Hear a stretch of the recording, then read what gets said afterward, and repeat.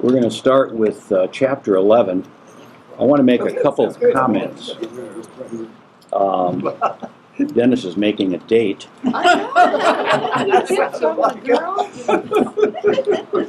You could have just asked her when she was here, Dennis. We're in chapter 11, and yeah, I was reading, one of the commentaries that I use by Gerald von Rad, who's a famous biblical scholar, of whom none of you have ever heard before, I'm sure.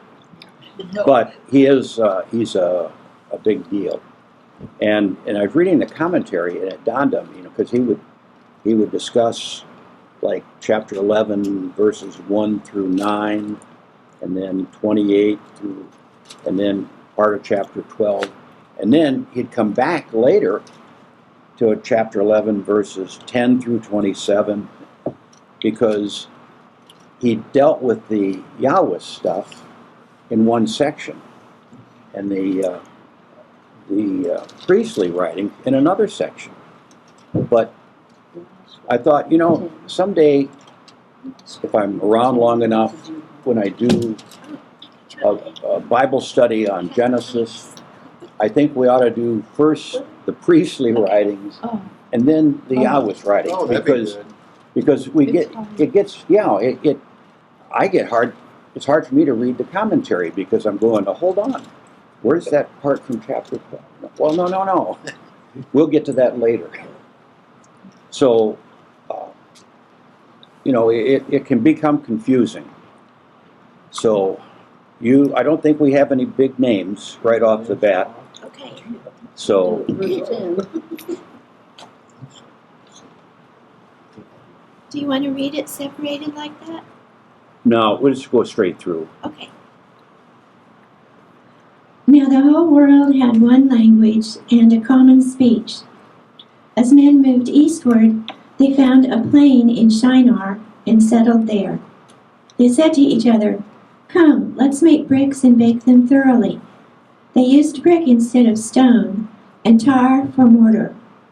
Then they said, "Come, let us build ourselves a city with a tower that reaches to the heavens, so that we may make a name for ourselves and not be scattered over the face of the whole earth." But the Lord came down to see the city and the tower that the men were building. The Lord said, "If as one people speaking the same language they have begun to do this, then nothing they plan to do will be impossible for them. Come, let us go down and confuse their language so they will not understand each other." So the Lord scattered them from there over all the earth, and they stopped building the city. That is why it was called Babel, because there the Lord confused the language of the whole world. From there the Lord scattered them over the face of the whole earth. Okay, let's pause there for just a minute, because what we have that's the Yahweh's story. And remember, when we looked at Noah's children, they were all scattered into different areas, some to Asia, some to Africa, some to Europe. And then there are all these different cities. And that was kind of the priestly story on how these cities ended up. But here, now we have the Yahweh saying, oh, no. We had one language. Everybody spoke the same language. And why do we have different languages? Well, because they were going to build a tower. And God came down and he said, we're going to give everybody a different language. So what we have is the Yahweh telling the story from his point of view. And where priestly story is just kind of, here it is, with the Yahweh, what he's done is, remember I said the Yahweh, they like a lot of visible things. They're kind of Catholic, little incense and statues. And the priestly is closer to the Elohist. No fancy stuff. So the Yahweh is saying, I'm going to tell you really how we got different languages. All these people had one language, and they were getting together. They were going to build a tower. And where do they want that tower to go? It doesn't really say. Remember, a lot of Sunday school stories would say they built the Tower of Babel so they could get to heaven. But it doesn't say that here. It just says, come, let's build ourselves a city with a tower on the top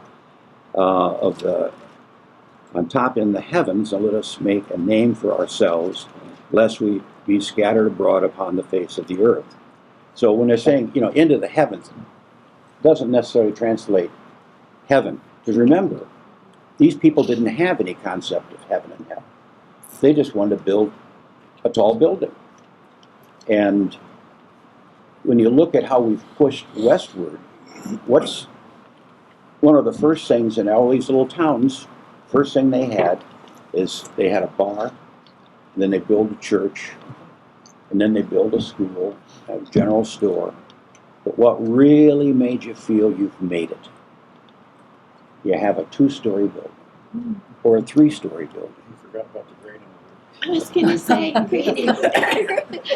Well, they didn't have enough room for everybody. but they knew how to build tall things because they built.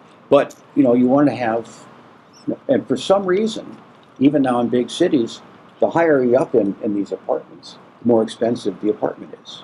Mm-hmm. I don't understand that. I have a terrible fear of heights. And I couldn't sleep if I was on the 100th floor. 2, I could go maybe 3, but beyond that, I'm real nervous.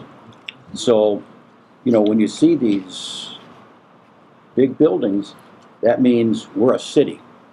But here we have the Yahweh is telling us they're going to build this tower, and God said they're one people, and they all have one language. And this is only the beginning of what they will do. Father Carver, my Bible says they will build and a tower whose top will reach into heaven. So they were going to try to reach heaven. Well, they didn't have a concept of heaven. Heaven meant whatever was above them. Yeah. We want to build something into the... Well, that's And kind it's of in the our clouds. concept. It's above us and we Yeah. can't reach it. But if you look at Saudi Arabia, those areas that are owned, they've urbanized and they've built buildings. And what kind of buildings are they building? Skyscrapers. Skyscrapers, big, tall buildings. And so all those buildings have viewing towers. And, it's kind of like when I visit the Empire State Building, you go up and you can walk around on the outside. It took me a while before I could move away from the wall. I mean, it's just, that's the building, it's not that tall. So, did you get them? Get him. We're in chapter 11, at Verse 10. Kathy wants to say the names. These are the generations of Shem. When Shem was 100 years old, he fathered Arpachshad 2 years after the flood. And Shem lived after he fathered Arpachshad 500 years and had other sons and daughters. When Arpachshad had lived 35 years, he fathered Shelah. And Arpachshad lived after he had fathered Shelah 403 years and had other sons and daughters. When Shelah had lived 30 years, he fathered Aber. And Shelah lived after he fathered Aber 403 years and had other sons and daughters. When Aber had lived 34 years, he fathered Peleg. And Aber lived after he fathered Peleg 430 years and had other sons and daughters. When Peleg had lived 30 years, he fathered Reu. And Peleg lived after he fathered Reu 209 years and had other sons and daughters. When Reu had lived 32 years, he fathered Serug. And Reu lived after he fathered Serug 207 years and had other sons and daughters. When Serug had lived 30 years, he fathered Nahor. And Serug lived after he fathered Nahor 200 years and had other sons and daughters. When Nahor had lived 29 years, he fathered Terah. And Nahor lived after he fathered Terah 119 years and had other sons and daughters. When Terah had lived 70 years, he fathered Abram, Nahor, and Haran. Now these are the generations of Terah. Terah fathered Abraham, Nahor, and Haran fathered Lot. Okay, let's pause there. That's Priestley's story that we've been hearing. The genealogies, the redactor used the genealogies to tie everything together. It was a long one. He cut it up in pieces and plugged it in. What we have is the primeval history is now becoming the people of God's history. Because who do we hear is in that birth record?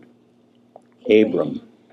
Are So the people here, excuse me, I didn't mean to, but are they living much less time than the ones we previously talked about, 900 years and stuff? Yeah, It talks about these like when he was 29 years old. but that's the difference between the two, the Priestley and the Eloist. One of the differences.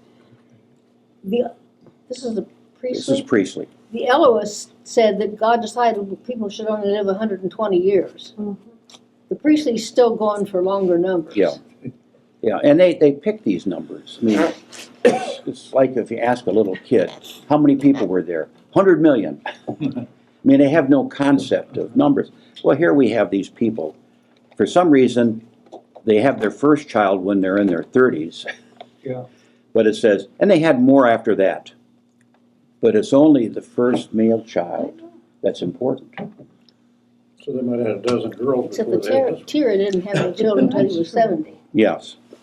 So, here, but the important part of this is now we're kind of leaving the primeval histories and we're moving into the Jewish histories. Because now we have been introduced to Abram.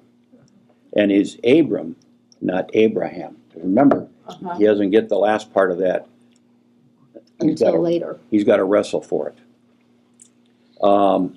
So here we have that fulcrum, you might say, here in Genesis, where we're moving from what's happened in all these other stories to somebody who's going to tie those stories together. And you notice that the first mention of Abram is here out of the Priestley writings. So, Kathy, go ahead and finish up this. I turned it off.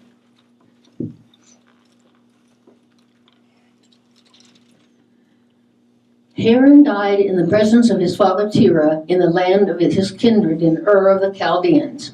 And Abram and Nahor took wives. The name of Abram's wife was Sarai, and the name of Nahor's wife, Milcah, the daughter of Haran, the father of Milcah and Iscah. Now Sarai was barren. She had no children. Okay, now we're going to go into Priestley writing. Terah took his son Abram, his grandson Lot, son of Haran, and his daughter-in-law Sarai, the wife of his son Abram. And together they set out from Ur of the Chaldeans to go to Canaan. But when they came to Haran, they settled there. Terah lived 205 years, and he died in Haran. Okay. Now we're going to go right into chapter 12. The first 4 verses are Yahweh's, and then we have a little break with some Priestley writing, and then we go back to the Yahweh's writing for the rest of the chapter. So, chapter 12. The Lord said to Abram, "Leave your country, your people, and your father's household, and go to the land I will show you. I will make you into a great nation, and I will bless you. I will make your name great, and you will be a blessing. I will bless those who bless you, and whoever curses you I will curse, and all peoples on earth will be blessed through you."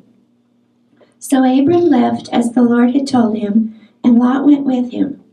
Abram was 75 years old when he set out from Haran. He took his wife Sarai, his nephew Lot, all the possessions they had accumulated, and the people they had acquired in Haran, and they set out for the land of Canaan, and they arrived there. Abram traveled through the land as far as the site of the great tree of Morah at Shechem. At that time the Canaanites were in the land. The Lord appeared to Abram and said, "To your offspring I will give this land." So he built an altar there to the Lord who had appeared to him. From there he went on toward the hills east of Bethel, pitched his tent with Bethel on the west and Ai on the east. There he built an altar to the Lord and called on the name of the Lord. Then Abram set out and continued toward the Negev. Now there was a famine in the land, and Abram went down to Egypt to live there for a while because the famine was severe. As he was about to enter Egypt, he said to his wife Sarai, "I know what a beautiful woman you are. When the Egyptians see you, they will say, 'This is his wife,' then they will kill me, but will let you live. Say you are my sister, so that I will be treated well for your sake, and my life will be spared because of you." When Abram came to Egypt, the Egyptians saw that she was a very beautiful woman. And when Pharaoh's officials saw her, they praised her to Pharaoh, and she was taken into his palace. He treated Abram well for her sake, and Abram acquired sheep and cattle, male and female donkeys, men servants and maidservants, and camels. But the Lord inflicted serious diseases on Pharaoh and his household because of Abram's wife Sarai. So Pharaoh summoned Abram. "What have you done to me?" he said. "Why didn't you tell me she was your wife? Why did you say she is my sister, so that I took her to be my wife? Now then, here is your wife. Take her and go." Then Pharaoh gave orders about Abram to his men, and they sent him on his way with his wife and everything he had. Okay. This is an interesting story because it certainly sounds like Abram pimped out his wife to get a few animals. And, He said she was his sister, and she actually was his half-sister.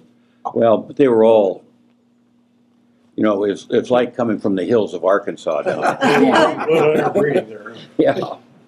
But a couple of things are interesting.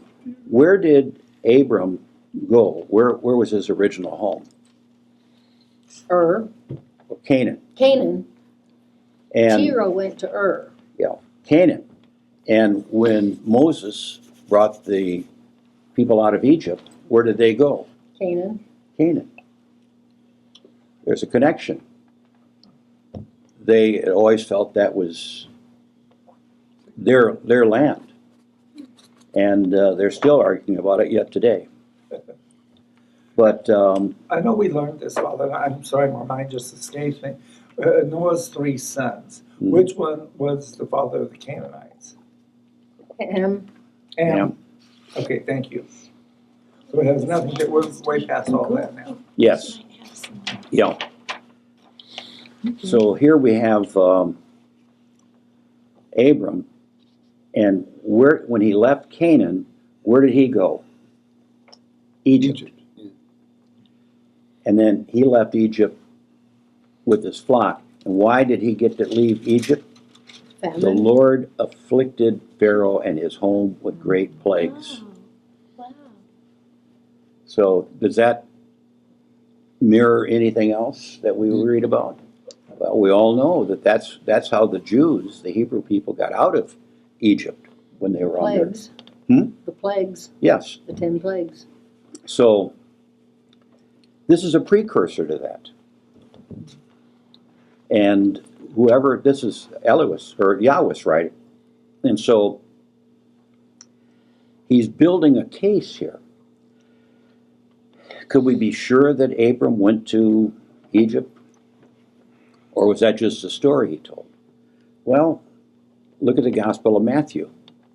Where did Joseph, Mary, and Jesus take off when they heard that they were killing the firstborn? Egypt. They went to Egypt. And Scripture says, I was called out of Egypt. So, maybe Matthew just included that.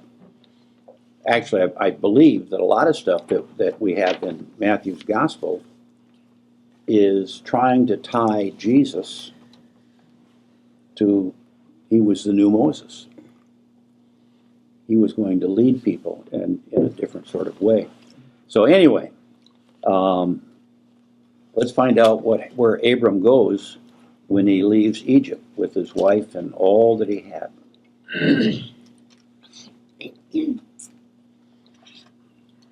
So Abram went up from Egypt to the Negev with his wife and everything he had, and Lot went with him. Abram had become very wealthy in livestock and in silver and gold. From the Negev he went from place to place until he came to Bethel, to the place between Bethel and Ai, where his tent had been earlier, and where he had first built an altar. There Abram called on the name of the Lord. Now Lot, who was moving about with Abram, also had flocks and herds and tents, but the land could not support them while they stayed together, for their possessions were so great that they were not able to stay together. And quarreling arose between Abram's herdsmen and the herdsmen of Lot. The Canaanites and the Perizzites were also living in the land at that time. So Abram said to Lot, "Let's not have any quarreling between you and me, or between your herdsmen and mine, for we are brothers. Is not the whole land before you? Let's part company. If you go to the left, I'll go to the right. If you go to the right, I'll go to the left." Lot looked up and saw that the whole plain of the Jordan was well watered, like the garden of the Lord, like the land of Egypt toward Zoar. This was before the Lord destroyed Sodom and Gomorrah. So Lot chose for himself the whole plain of the Jordan and set out toward the east. The two men parted company. Abram lived in the land of Canaan, while Lot lived among the cities of the plain and pitched his tents near Sodom. Now the men of Sodom were wicked and were sinning greatly against the Lord. The Lord said to Abram after Lot had parted from him, "Lift up your eyes from where you are and look north and south, east and west. All the land that you see I will give to you and your offspring forever. I will make your offspring like the dust of the earth, so that if anyone could count the dust, then your offspring could be counted. Go, walk through the length and breadth of the land, for I am giving it to you." So Abram moved his tents and went to live near the great trees of Mamre at Hebron, where he built an altar to the Lord. Okay. What does Abram seem to do every time they get settled somewhere? Builds an altar. Builds an altar. The Elohists would say he took the tent with him when he left, because the tent of meeting with. But here, for the Yahwehs, it's having that altar. And what's the importance of an altar? That's where you make sacrifices. So it's that visual thing. I have a question. Yes. They keep running into other peoples. Mm-hmm. Did these people circumvent the ark, or did they come from the ark and disperse around and they were? Well, remember, I mean, Noah had those children, the 3 boys. I know, but so some of those were offspring then of Noah. Yes. They're not just other Gentiles or whatever. Yeah, they're just. They're not other peoples that were also on earth. Yeah, they had to, when you tell a myth, and I'm not saying Scripture is a myth, but some of what we have in Genesis is where the Yahwist, the Elohist, and the priestly writers had these myths or stories that were told from person to person. The problem with the myth is you can't get very detailed with it. You can't explain everything. So they had this Noah's boys, his offspring, and then they all had offspring. And that map showed they all lived in different parts of the world. Now these are the people who settled in, well, I think it was considered Asia. And they settled in those cities. So that would be the people who would be there. But you got to remember that this is a story that didn't happen in 10 years. This is Thousands of years. Yeah, thousands of years. I mean, I was reading in the paper this morning about today is, I think, Kansas Day. Yeah. And all the schools are who want to continue receiving money from the state, promote Kansas State. That's, when I was at the JUCO, Kansas State, we had to have something, or the funds would get cut off. Oh dear. So, but I think it was 10 million years ago. If we were in Kansas, we would be underwater I heard that before. because this whole area was covered with water, An inland sea. an inland sea. You go down to salt mines and you see what was there. Yeah, and a lot of the fossils that they find were from the fish of that time. Is when the water dried up, the fish got into the muck and rotted and left bones. The other ones were the flying things, those pterodactyls. Well, I there were don't know. dinosaurs too. Hmm? There were dinosaurs. Well, there too. weren't many dinosaurs in the water. I mean, Well, not in the water, no, but they were on the land. yes, but the whole state of Kansas was underwater. And as the earth moved on, God's time is just a twinkle in our eye. I mean, we see time and we can look back on it, but we have no concept of how things change in God's time. There's a verse in one of the Psalms that says, 1,000 years in thy sight are like one day, and one day is like 1,000 years. Yes. Yeah. So. Which is an attempt to say that, Mhm. that his time is totally Yeah. different than ours. So when we look at who these people are, they And the time frames they give here. yeah these they're trying to take the myth or the story that's being told, and they can't.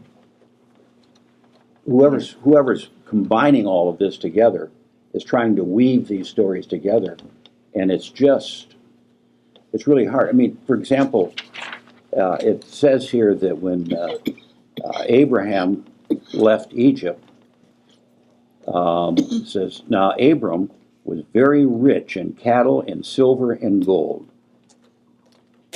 So, he was a wealthy man. How did he get all that money? From the Pharaoh. Yeah. He stole it from Pharaoh. No, for the services of Sarah. Yeah, that's right. Well, it says that Pharaoh gave him sheep and stuff. Yeah. But, when he got back to his final home, he was a wealthy guy. And, but it didn't just take a few years to accrue that kind of wealth. So, Abram moved his tent and came to dwell by the oaks of Mamre, which are at Hebron, and where he built an altar to the Lord. Remember when they built the temple? Where do they get the timber for the temple? Cedars. See you next week. So I don't know where. Lebanon. Lebanon. Hebron. Which, Is Hiram king of Hebron? I think so, Okay, that when Abram built his tent and dwelt by the oaks. okay. So I think, I'm not an expert on this, but I think there's a connection between, the Yahwist would always try to find a way to make that connection. He would weave the story in such a way that would say the temple was built, but it was built by, where Abram lived, the big oaks. Okay, are you willing to? She wants to. We're gonna pass the torch. That's interesting. In the days of Pronunciation.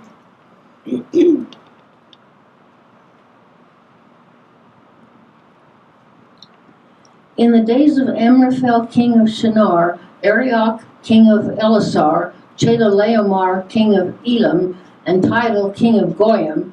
These kings made war with Bera, king of Sodom, Birsha, king of Gomorrah, Shinab, king of Admah, Shemeber, king of Chesboim, and the king of Bela, that is Zoar. And all these joined forces in the valley of Siddim, that is the Salt Sea. 12 years they had served Chedorlaomer, but in the 13th year they rebelled. In the 14th year, Chedorlaomer and the kings who were with him came and defeated the Rephaim in Ashtaroth Karnaim, the Zuzim in Ham, the Emim in Shavah Kiriathim, and the Horites in their hill country of Seir as far as El Paran and the border of the wilderness. Then they turned back and came to En Mishpat, that is Kadesh, and defeated all the country of the Amalekites, and also the Amorites who were dwelling in Hazazon Tamar. Then the king of Sodom, the king of Gomorrah, the king of Admah, the king of Zeboim, and the king of Bela, that is Zoar, went out, and they joined battle in the valley of Siddim with Chedorlaomer, king of Elam, Tidal, king of Goyim, Amraphel, king of Shinar, and Arioch, king of Elasar, 4 kings against 5.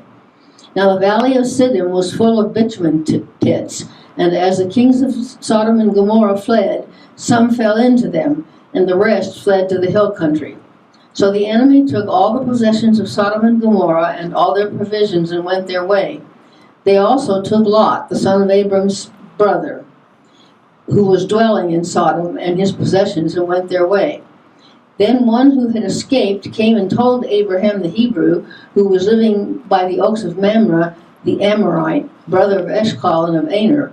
These were allies of Abram.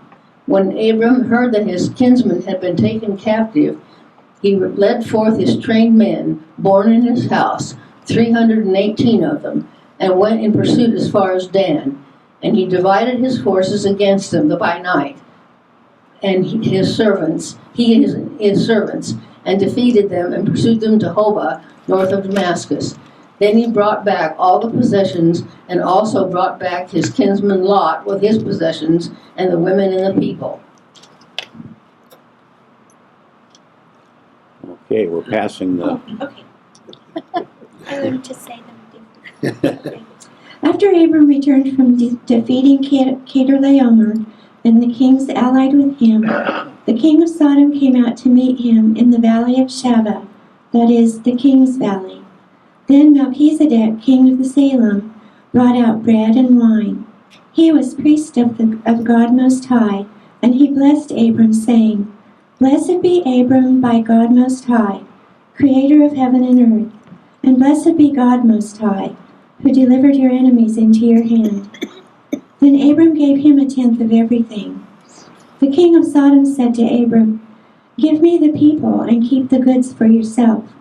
But Abram said to the king of Sodom, I have raised my hand to the Lord God Most High, creator of heaven and earth, and have taken an oath that I will accept nothing belonging to you, nor even a thread or the thong of a sandal, so that you will never be able to say, I made Abram rich. I will accept nothing but what my men have eaten, and the share that belongs to the men who went with me, to Aner, Eshcol, and Mamre. Let them have their share. Okay. What's the first concept of tithing? That's it. 10%. And this is the priestly writing. So, Of course.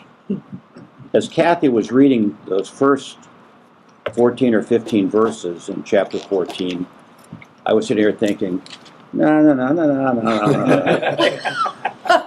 I mean, we never have that as a lesson in church. It's an example of the priestly writing giving us a history of the people. I see nothing in there really that talks about something that would lead a person to read and find salvation. I mean, it's just a bunch of names and a bunch of places that even with a map, we don't know where in the hell they were. I mean, these are, but when we get over to 17 and 18, we do run into one person who is not mentioned, I don't think, beyond this passage. Melchizedek. He was, Priest of the Lord Most High. yeah, he was priest of God Most High, and he blessed him and said, blessed be, before that it said, he brought out bread and wine. He was a priest of the God. So, you think, why do we have bread and wine when we have communion? Well, here they're celebrating a victory. And how do they celebrate it? Bread and wine. They got those little wafers and maybe one of the little cups. But here, I'm not saying this is communion, but this was in celebration. It's okay, never mind. Oh. This is in celebration. And what do they bring out? Bread and wine. Who brings it out? Melchizedek. A Is priest. that one way of saying just food and drink? Hmm? Is this one way of just describing food and drink? It might have not been bread. I think so. Just food. Yeah, Whatever beverage. but the priest brought it out. There's a reference to Melchizedek in Hebrews, right? Yes. Yeah. Okay. A priest. He's mentioned in In at least Psalm. one psalm too. Yeah. Oh, really? I have a footnote here that Yes. says, Melchizedek appeared to Abram without warning, received tremendous honor, and then disappeared. Yet hundreds of years later, he earned mention in Psalm 110, and hundreds of years after that in Hebrews 7. Melchizedek remains a mysterious figure, but he does set an important precedent for the Messiah. The same man can serve as both priest and king. Jewish priests came from one tribe and kings from another, different tribe. Yeah. So, To be I think in the ordination, that expression is used, to be a priest in the order of Melchizedek. Yeah. So, but here's where we first meet him. And then we don't hear a darn thing about him until one of the Psalms, but the one part everybody remembers is Hebrews. Mm-hmm. And be a priest of the order of Melchizedek. I guess when you say that, what you're saying is be a priest of the order of Melchizedek and don't be a showy person. Disappeared. Melchizedek just did his priestly duty and then didn't wait for any rewards or glamour. So, anyway, we're getting more background on Abram. He was rich. He was a good warrior. He took no more than he deserved. He was loyal to his family. Yeah, loyal to his family. So here we have a man, and now all of this is from priestly writing. So it's Melchizedek being mentioned. He's not mentioned by the Yahwist or the Elohist. He's mentioned by the priestly author. So I don't know if do we want to get started in chapter 15? It's short. Is it short? Yeah, it's short. Okay, let's roll into 15. okay. After this, the word of the Lord came to Abram in a vision. Do not be afraid, Abram. I am your shield, your very great reward. But Abram said, O sovereign Lord, what can you give me since I remain childless, and the one who will inherit my estate is Eliezer of Damascus? And Abram said, You have given me no children, so a servant in my household will be my heir. Then the word of the Lord came to him. This man will not be your heir, but a son coming from your own body will be your heir. He took him outside and said, Look up at the heavens and count the stars, if indeed you can count them. Then he said to him, So shall your offspring be. Abram believed the Lord, and he credited it to him as righteousness. He also said to him, I am the Lord, who brought you out of Ur of the Chaldeans to give you this land to take possession of it. But Abram said, O sovereign Lord, how can I know that I will gain possession of it? So the Lord said to him, Bring me a heifer, a goat, and a ram, each 3 years old, along with a dove and a young pigeon. Abram brought all these to him, cut them in two, and arranged the halves opposite each other. The birds, however, he did not cut in half. Then birds of prey came down on the carcasses, but Abram drove them away. As the sun was setting, Abram fell into a deep sleep, and a thick and dreadful darkness came over him. Then the Lord said to him, Know for certain that your descendants will be strangers in a country not their own, and they will be enslaved and mistreated 400 years. But I will punish the nation they serve as slaves, and afterward they will come out with great possessions. You, however, will go to your fathers in peace, and be buried at a good old age. In the 4th generation your descendants will come back here, for the sin of the Amorites has not yet reached its full measure. When the sun had set and darkness had fallen, a smoking firepot with a blazing torch appeared and passed between the pieces. On that day the Lord made a covenant with Abram and said, To your descendants I give this land, from the river of Egypt to the great river, the Euphrates, the land of the Kenites, Kenizzites, Cadmonites, Hittites, Perizzites, Rephaites, Amorites, Canaanites, Girgashites, and Jebusites. Okay, That's fine. now the Jebusites is Jerusalem. yes. Now there's from verse 13 through 16, that was priestly writing. You notice that as we leave 12 and 13, those or verse 12, it says, as the sun was going down, a dark sleep fell upon Abram. You go to verse 17, when the sun had gone down, it was dark. Those are both Yahweh's. And how do you know they're Yahweh's? Well, the sun goes down, behold a smoking fire pot, flaming torch, all this visual stuff. In making a covenant, what they do is they cut the animals in half and they walk between the halves if people were making a covenant. Now, since God is not going to walk, what's he use? He uses a flaming torch that passes between these pieces. And here he has made a covenant with Abram, saying, to your descendants I give this land. And that's the significance of that torch, the light. It's a visual thing. And we hear this kind of covenant being made several times throughout the Old Testament. So, but that's the significance of it. Priestly writing just says, the time will come, and as for you, you'll go to your father in peace, but your children will come back here for the 4th generation. And when do they come back? Moses brings them back. But 400 years they were in Egypt. pardon? 400 years they were in Egypt. Yes. This lays out what's going to happen. Right. So, in fact, what happened, they're telling the story. Now, but again, the Yahweh is telling the story with a lot more showy stuff. So, Detail.